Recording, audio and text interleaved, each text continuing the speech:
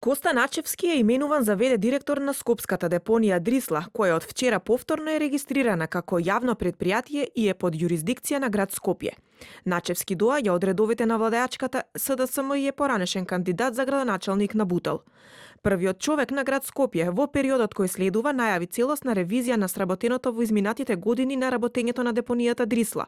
Утврдувањето на фактичката состојба е еден од приоритетите на кој ќе треба да работи и новиот директор. После 9 години, што ја сметам дека е енормен успех за нашиот град. Енормен успех за нашиот град.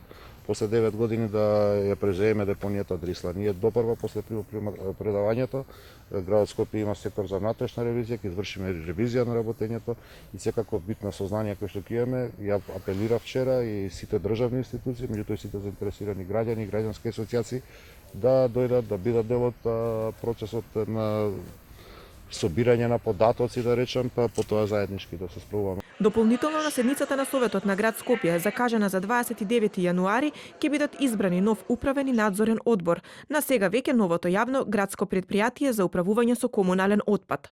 Горан Ангелов денеска е разрешен како директор на депонијата што беше под концесија на приватниот оператор FCL Ambiente, а на неговото разрешување предходеше аферата со нерегулиран увоз на 25 контейнери италијански отпад од компанијата Блацион во Бугарија, каде Ангелов се појавува како косопственик, пошто бугарските власти отворија истрага и кажаа дека помош ќе побараат и од македонските органи.